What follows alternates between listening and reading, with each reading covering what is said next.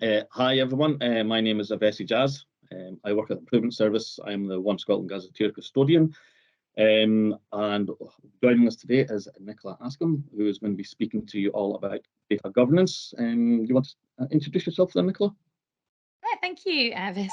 My name is Nicola Askham, and I'm known as the Data Governance Coach. I help organisations understand and manage their data better, and I've been doing this for nearly 2 decades now, and I've helped all sorts of organisations to reduce their costs and inefficiencies, and sometimes just to remain relevant. And I think it's fair to say, typically people turn to me because their data's a mess and they need help unravelling it, or because perhaps they realise that they're pouring huge amounts of cash into new initiatives that are failing because of poor quality data. And they just need a hand trying to get their head around understanding and managing their data better. Okay, thanks for that. So just to kind of kick us off then, and to kind of start at a very kind of low level, as it were, what effectively is data governance? Because it seems to be quite a lot of kind of initiatives kind of going on. I've seen lots of kind of emails going back and forwards about DG and information governance. How would you pitch what data governance is?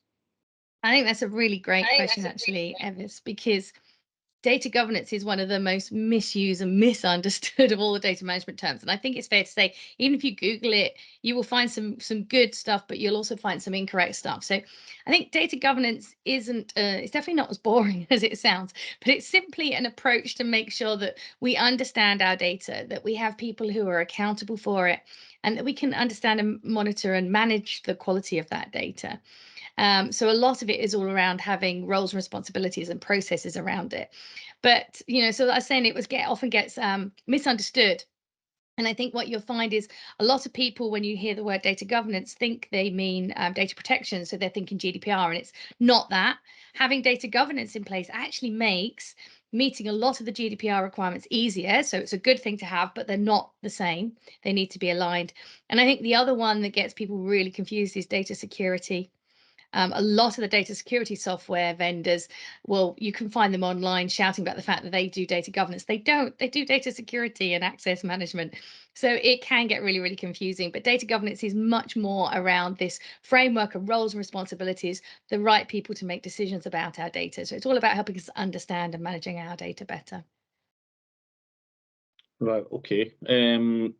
So following on from that, like so on, if it's especially if it's split from things like data security, why, if you're especially if you're in a local authority, you're the information governance officer, how do you pitch, or what's the sell on why is it important? What's the benefit of even doing any of that? No, I think this is a good question, because I think it's fair to say over the years that, I've said to many people, you ought to be doing data governance, and they kind of look at you really blankly because they're saying, we've been around for however many years and we've never had it. So why do we need it now? And I think the sell isn't as black and white as it is with data security. I think everybody's very conscious about, cyber criminals and data breaches, and we're all very clear that we need to secure our data.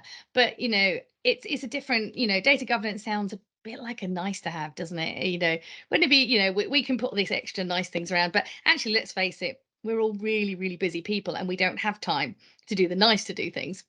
So we'll leave the data governance. So I think it's really important that you have to work out what the benefits are from data governance. Now, they're going to be different for each organization. And I know, you've got a number of different local authorities listening in on this. And I think it's fair to say that even if you compare different authorities, you'll have different challenges in your organizations at the moment. And so you're likely to be able to get different benefits.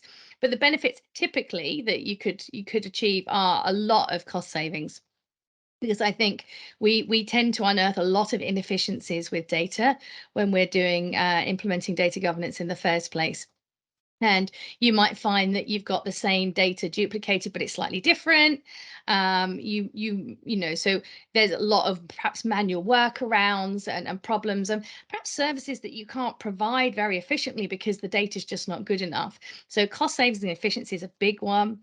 I think actually reputational damage is a big thing as well. You don't want to be the local authority that's in the news for doing something wrong because perhaps you made a decision based on the wrong data, or the data was wrong, so something slipped through. I mean, I know the worst with that you have all these horrific cases of child abuse where the local authorities weren't aware. It wasn't that they knew and decided not to act, that there were gaps in the data or things weren't joined up data wise. So I think, reputational damage, and from that point of view, the experience of the people you're providing the services to. And then I think, perhaps another one that, I've heard a lot about recently is this, this taxpayer efficiency. You're coming under pressure to justify what you're spending your money on. And if you haven't got good enough data to even show people what you're spending money on, if you don't trust that, how can you even prove that that's what you're doing? So I think this understanding what data you have, and then actually being able to join it up and do something about it where it's not good enough for what you have, really can deliver all kinds of different benefits. And another one, I know a lot of organizations, well, everybody does it from time to time, they will spend a lot of money implementing a new system. But what they'll do is they'll take the data from the old system and they'll almost like shoehorn it and shove it in. We will get it into this shiny new system. And they get it in there. And then they're normally absolutely amazed that the users go, well, this is just as rubbish as the old system, or if not even worse, because we've had to kind of perhaps even damage the data even more trying to get it into the new system. So I think, data governance is all a big part of it, is actually getting your organization to understand that data is a huge asset for your organization, and we need to manage it and invest in it. And then all our other investments start making sense and start reaping benefits to us. Okay, yeah. So note to anyone who's about to kick off a migration to a new system, clean your data before. It's one of my key hates, to be honest with you, porting over existing data into a nice shiny new system. So you've kind of mentioned there things like the cost savings and data duplication, but is there like a specific list of kind of dangers that are kind of consistent across private and public sector for not doing data governance? Is there something that you instantly know you're going to fail on, by not implementing this? The dangers of not implementing it, I think they're almost like the opposite of the benefits that I was just talking about. And again, they are going to be unique to each organization because it depends on perhaps where you're lacking. You might find one local authority has got, really well integrated systems, and so perhaps they're not going to have problems with that. But I think the dangers of not implementing it are the fact that you won't provide the correct services to the correct people who are in need. That you could end up wasting a lot of money. I think it's fair to say that it doesn't matter whether it's public sector or private sector. All the organisations I've helped over the last 19 years have all achieved cost savings.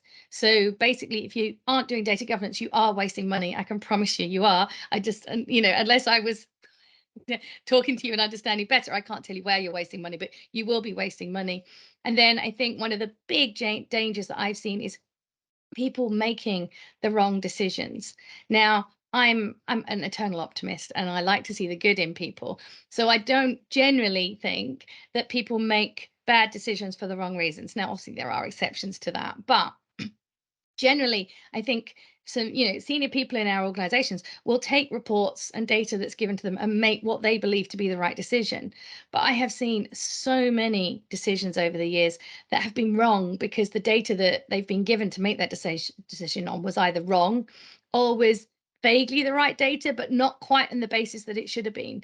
I mean, so this is a private sector example, but I did work with one organization a few years back who actually closed down a profitable part of their business based on some data. Because at the time they made the decision, they believed that part of their business to be unprofitable. It got a load of bad press. And then they realized that the data had included something else, which skewed the figures and made it look like it wasn't profitable. They daren't reopen that part of their business again because they don't think they could cope with the reputational damage of what they did. So, obviously, public sector, you're not going to be closing down parts of your business, but what about your services? All local authorities are coming under budgetary pressures.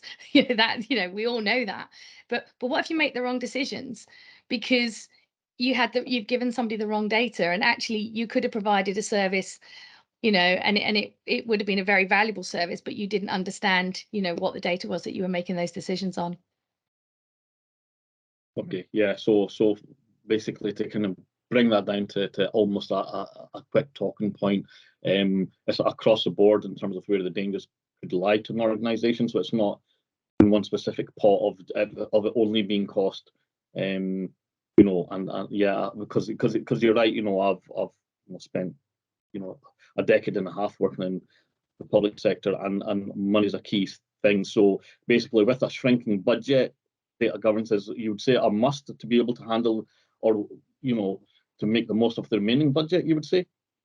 Oh, absolutely, because I know, and I without knowing everybody individually that is listening to this, I know that doing data governance will save you some money. I can't tell you where it is until you start doing it and find it, but it will. I have never worked with an organization that hasn't saved money by doing data governance. Of course, this does mean that you have to invest up front a little bit in some resources to do data governance. And I'm sure you'll ask me about that.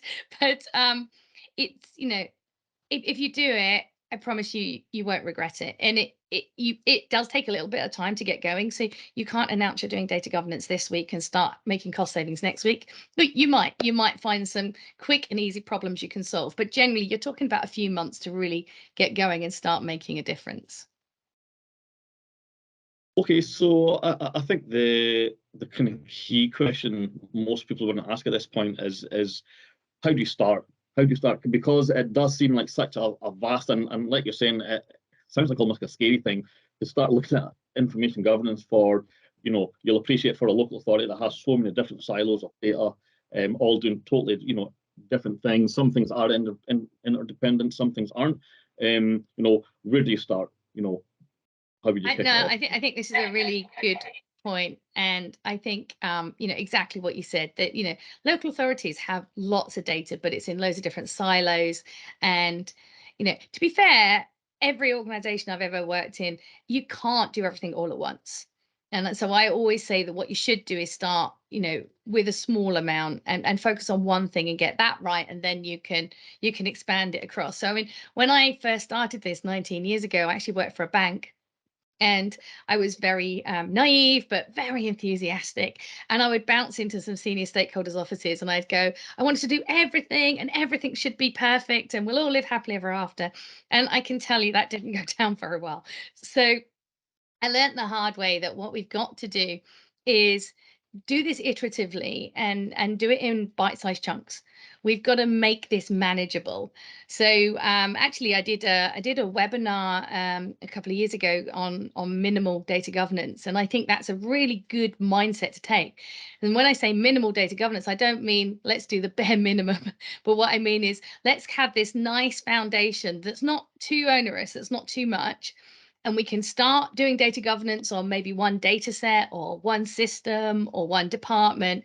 And then once we get that going and we get our head around it and it's starting to deliver some benefits, we can move forward to the next thing. And I think that is a really good way of doing it, because I know from experience trying to do everything all at once isn't useful. And I've also learned over the years that actually it isn't valuable to do data governance over all of your data. We need to identify the priorities and do it over that. So perhaps you're having a new system.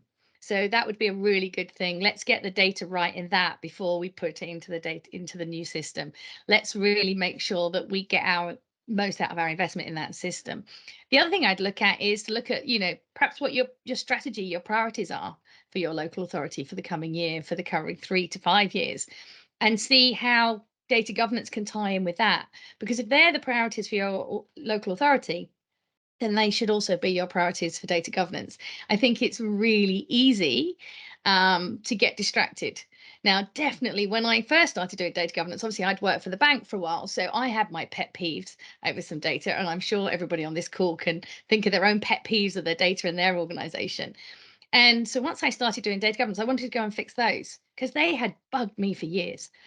But nobody was interested because they weren't bugging them, they weren't causing them a problem. So I think the lesson I learned is that we always have to tie this to what are the high priorities for your organization, not what's bugging Nicola, whatever.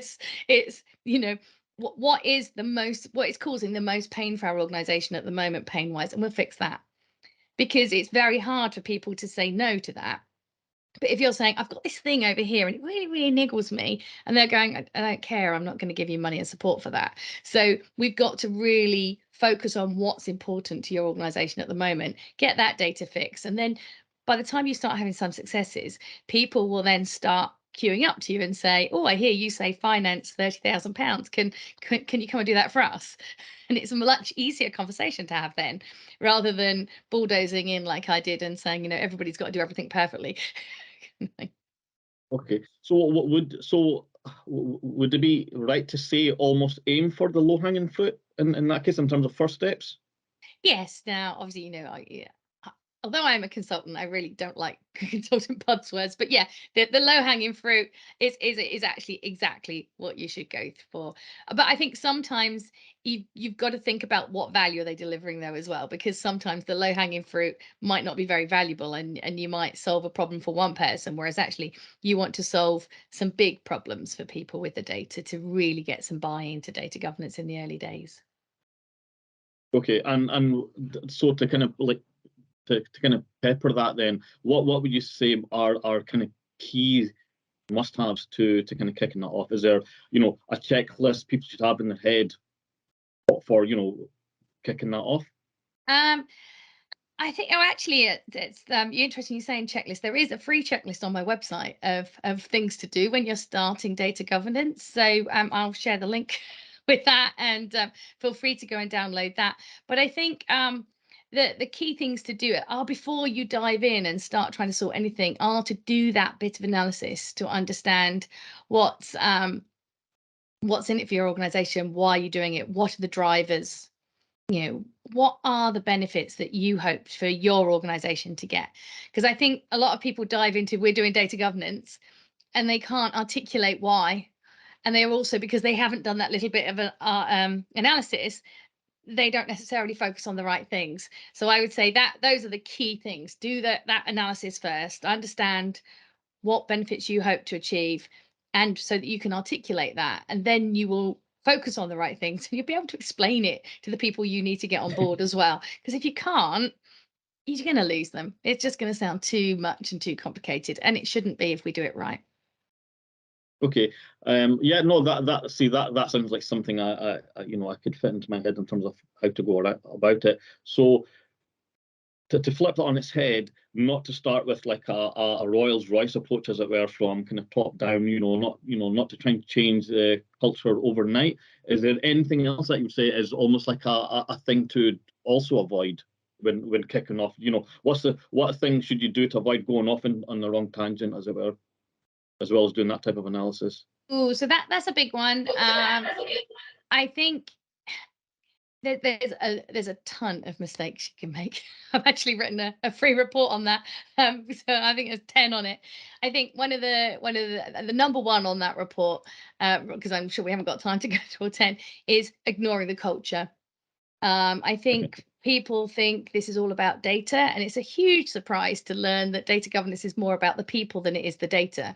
Of course, it's ultimately about the data, but unless we can get everybody in your organization to understand that data is an asset and needs to be managed as such, then we're never going to bring them with us. So, we need people to be thinking about data in the same way as you do about your other assets. So, I'm sure every local authority has offices and buildings, don't they? So, and I'm sure everybody on this call would agree that those buildings are assets. But you don't leave them to just kind of look after themselves and hope that they won't fall down and that a ceiling tile won't come down and hit somebody on the head or something, or that there's going to be a big hole in the wall. We have, whatever you call them, an estates team, a facilities maintenance team or something, and they go around and check things. And yes, they check the obvious things like the fire alarms and the and the sprinklers are working, but they also do check that the ceiling hasn't got cracks in, the ceiling tiles are not going to fall down, that all the plugs work correctly. But we don't do that with our data. Most of the people who work for local authorities probably don't even think that data is part of their job. Or if they do, it's kind of a necessary evil or the thing that makes their job harder because the data is not where they need it, it's not how they need it. And we need to get back into thinking about data in the same way we do our buildings, because if we managed our buildings the same way as we did our data, we'd wait until the ceiling tile fell down or there was a hole in the wall, and then we'd all run around and panic and go, whose fault is it and who should fix it? And we'd kind of patch it up as quickly as possible and not think about the longer term repercussions. And then we'd go back to doing our day job and forget about the building until the crack came back again, because all we'd done is put a poster over it or something.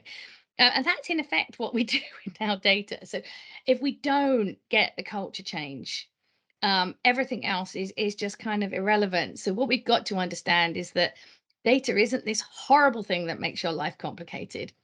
It's a really valuable resource. And if we manage it properly, not only will your job get easier, but the whole organization can do more of what it's supposed to, do more good and help more people. Okay, so don't plaster over the cracks. Absolutely. Okay, so that almost sounds like you're kind of touching on to doing like a comms piece. Yeah. So, so if I'm, trying to kick off, or I've already started a data governance strategy, what do I do to kind of get buy-in from, other managers, or, how do you keep staff, for example, interested in things like data governance? Because to them, you'll appreciate, if you're at the coalface, councils are kicking off lots of initiatives constantly. How do you stop it just being kind of more white noise, as it were? Yeah, I think that's a really good point. I think, having a proper comms plan when you're doing data governance is absolutely key. And what we need to do is find ways to make this well, interesting is the wrong word, but relevant to our audience. So we don't do comms that just say our latest initiative is data governance and you need to do it too. That's not going to inspire anybody. So I think when it comes to data governance, doing communications to smaller teams to explain what it means to them personally is a lot more effective.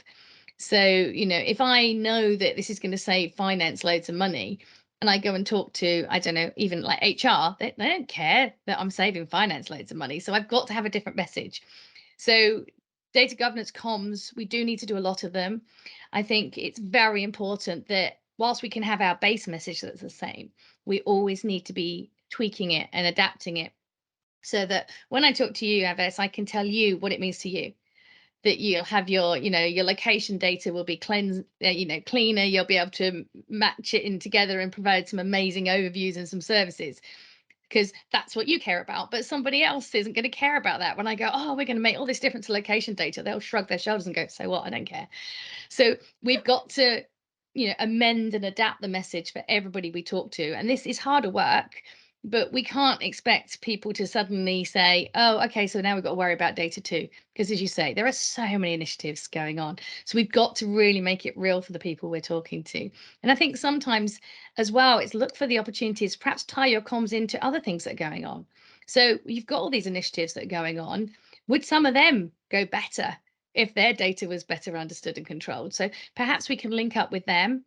And if they're doing some comms, we can then add into that on, by the way, if you do data governance, our data will be better as well, and it will help this initiative, however it will. So I think we need to be creative and think of how many different ways we can get our message out there. But it's thinking, being very aware that we can't do one email to all staff that says, we're doing data governance, here's the data governance policy, go and do it. Because I can tell you that doesn't work. It's never worked in my experience, in my own experience, or in any of my clients that I've worked with. Okay, no, again, having worked in a local authority, I think I've seen those emails, and I know how much away I've kind of given them. So am I right in saying then, is it a gradual change in culture then that needs to be kind of nurtured rather than kind of force it overnight? Yeah, as of today, data governance is your number one thing. It has to be kind of eased along. Yeah, and I think it's always making it relevant to people. So as I was saying, but and sometimes don't necessarily start with data governance. So data literacy is a big buzzword at the moment, or buzzwords. There's two of them there. I can't help being pedantic data governance person, but it's a big thing. It's all over LinkedIn. It's all over the internet. And I actually had a friend who's a data governance a manager talked to me a few weeks ago and said, oh, I feel really stupid. I don't know what this data literacy thing is. And I went, well, stupid. You've been doing it years. We've been doing it years. And I think this is, when we're first starting and we're doing comms to the masses in our organization, we don't need to talk about data governance. In the early stages, all we care is about getting this mindset change, about them thinking about data as an asset. And I haven't called it data literacy for all these years. I've been calling it a data culture. And I've been, talking to people about, if you're entering data, you have some responsibilities to make sure that you know what you're capturing and how to do it, how to enter it correctly. How many people enter data incorrectly, not because they're deliberately doing it wrong, but because they've been told to do it that way? I had experience of that years and years ago when I was junior in the bank, and my scary boss told me just put 7 nines in that field, that I then found out later was totally the incorrect thing to do. But I didn't choose to I can't be bothered to go and find the right information. I did that because the scary lady had told me to do it. So, this is all, we don't have to train people about data governance to begin with. We have to train them about valuing data as an asset and asking questions about it. So, getting them brave enough to go, really? Is 7 nines the right thing to do? Because that doesn't sound quite right. And if your boss is too scary to say that to, is there a data governance manager? Is there somebody else you can go to and say, is this right? So just to start getting that curious mind, and people to start saying, oh, yeah, I should be thinking about this. And if your job is to analyze data and to make decisions on it, start asking people questions about, where did this come from? How do I know it's the right data? Kind of thing, before you make the Okay. questions on it. Because I think those are all things that if we can start getting them in, it's much more of this data literacy, this data culture side of things. We don't have to say, by the way, I need to train you on all things data governance, because it's only a small number of people in your organization will need a detailed knowledge on data governance. Okay, yeah. So project ahead from that. How do you measure your success then? So how do you know you've done it? How do you know you've cracked it? So it's going to take a long time. So I would say in the early days, you're going to have to measure progress. So, like, have we identified people who have got some roles around data? So, like data owners and data stewards, they're traditionally called. So we can track and report on that. But then I think we really start knowing we're making a difference when we're perhaps documenting some of our understanding of our data. So we write definitions of our data and understand what it is and what it can be used for. So we can start measuring how many definitions have we got documented, how many have been approved, and then we can start measuring the quality of key pieces of data. We don't want to measure the quality of everything. That really is overkill. But there's going to be some critical data in your organization that is going to be worth it. So we can then start reporting. We'll have some data quality rules, and we can start reporting on where the data doesn't meet that. And then you can track and measure that. That is really, really useful. But the other thing I find, particularly in the early months, or probably the first year or two, is that a lot of the benefits we will deliver and making a success are from solving data quality issues. So they're things that are already going wrong with your data. So Yep. instead of, plastering over cracks, and then when the same data comes through again next month, having to go through the same rigmarole, we find out why it's wrong in the first place. And we go back and we get it changed so that next month when it comes through, it's right. And we don't have to have all this panic and running around. So what we need to do is start tracking what we solve and shouting about that. And it might be in terms of time, it might be in terms of money, but they're very good ways, in my experience, of tracking and shouting about the successes you're having. Okay, so a question I'm pretty sure that some of the audience will be screaming at me to ask you is, in terms of resources, then, how would you, so what would you have to have? What's optional? What's a must-have? Do you need top of the range expensive software to do that type of tracking, or what would you, where do they start? Good question. So, in terms of resources, you're going to need somebody, at least one person, responsible for data governance in your organization. So, yes, it involves a lot of people changing what they do about data and thinking about it, but they do that as part of their day job. It's something they already know, but we're just kind of trying to get out of their head what they know about data and get it on paper and things like that. But you need somebody to coordinate that. So, whether you call them a data governance lead, a data governance manager, and depending on the size of the local authority, it may not be a full-time job. It may be part of somebody's job, but I think you need somebody that is responsible for that. And if you don't, it won't work. If you do it as I know, we'll borrow Avis, he can do it for us for a couple of months, and then everybody will just get on and do it. that doesn't work like that. We need somebody who, as an ongoing basis, is going to be responsible for data governance for you. In terms of tools, yes, there are some amazing fancy tools out there, but as you say, they also come with some amazing fancy price tags. And I don't think you need them. I think there are some interesting startups coming on the market that are perhaps aiming for people that don't have, gigantic budgets. But even those, I think I would say just do it with what you've got to begin with. I think you can do an awful lot with Excel for tracking and monitoring what you're doing, for documenting definitions. And, you would probably have either some kind of tool or some kind of skills in-house already that can help you do some data quality reporting, even if it's basic, somebody writing some SQL and telling you, and you're creating a basic report. And I would always encourage you to start doing that first. And because if you start delivering benefits, then you can see where you're going and where you think you need to invest in a tool. And then you also then know what you want the tool to do. I've seen a lot of people make mistakes of diving in to buy a tool thinking it will do data governance and data quality for them. The tools don't do it, they facilitate it. So I think you should start without tools or with what you've already got. It's amazing how many tools in-house you've probably got that you can repurpose. So a number of the ETL tools can also do some basic data quality reporting for you.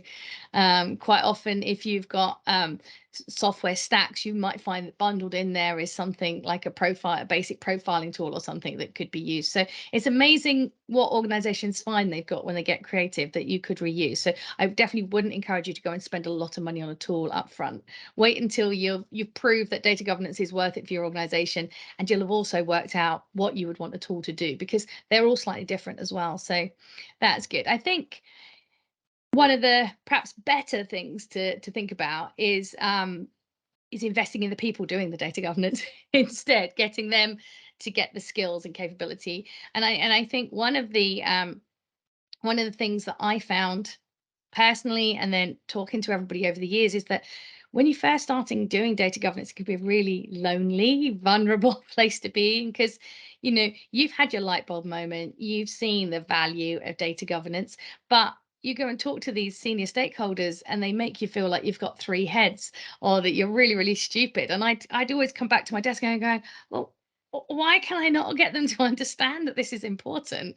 And I must be some amazing idiot that I just can't explain this to people. And I'd get so fed up and so down. And it's only when you start meeting other people and you realize that, unfortunately, this is possibly part of doing data governance for the vast majority of us. And it can feel very lonely and vulnerable. So I always encourage people to network with others. So I know, following on some work that the Scottish Government have been doing, they're looking at creating a data community. And, if you've got access to that, I would encourage you to join that. I'd also consider joining a professional organisation. So, for transparency, I am on the board of Dharma UK, but Dharma is the UK chapter of the Data Management Association, and they do some really good events, all aimed at nurturing and supporting data professionals, not just data governance. So if you're listening to this and you don't think data governance is your thing, but you're into some other data management discipline, it's all. So that is a really good organization to join. Obviously, I'm biased. We do have regional events as well as obviously UK wide ones. And, I would actually say the Scottish subgroup or region group is actually the most active in having other group meetings and everything. So I think it's a really good way to meet others and share experiences. And what you'll find is that others will also be able to say to you, oh, I had that challenge and I tried this. And they might think of something that you hadn't. So really good chance to go and share experiences and realize that you're not being stupid. It's just part of the challenge of mainly this culture change we've been talking about. And then not a membership organization, but 2 years ago, I set up a data governance know-how meetup group with some other data governance friends. And we'll share the link for that. That is totally free. Don't be put off. The title says London in it because we set it up at the beginning of the very first lockdown in 2020, when we all naively believed we'd be in lockdown for a few weeks and then life would go back to normal. And the friends I've set this up with, we all decided London was the obvious place for us to have meetups, because that's where the four of us can get to easily. But everything so far has been online. We've got people all around the world have joined that group. There's over 500 members in that group, so you'd all be very welcome to join that. We have committed to the fact that the vast majority of our meetups will always be virtually, and they're not presentations like this. We might have the occasional person to speak, but it's all very much about networking with others doing data governance, solving problems, and generally, helping people grow and understand their role better. So yeah, I'm obviously biased because I'm involved in both that and Dharma UK, but I would encourage you to reach out to others and talk to others that are doing data governance as well. I think that's really valuable. So would I be wrong to say it's almost like counselling for data people? It is. It is. I think somebody Actually, did say group therapy sessions. yeah, no, I like listening to you describe it. I'm thinking I should have learned about this a decade ago. I didn't realize that this was available. Yeah, well, I think there's some information as well on your website. Is that right? Yes. So yeah, there's lots of free resources on my website, and we're sharing a link at the moment, which is actually just a good place to start. It's just some blogs, which are some of the real basics of data governance. So it won't take you very long to read and get your head around it. But there are loads of other resources on my website. So feel free, go and download as many as you want to help you be useful. And I do also have a training course. So obviously, in our short chat, we haven't really gone into a huge amount of detail, but there is an online training course that I have, which I'd be very happy if people wanted to sign up. But we'll share the link for that one as well. Okay, on behalf of everyone, I want to thank you for taking the time out to come along to our regional sessions, and I'm sure you've given the people in our audience plenty of food for thought. Thank you so much for coming along today, Nicola. Thank you. Thank you for asking me, and good luck, everybody. I hope your data governance initiatives go well.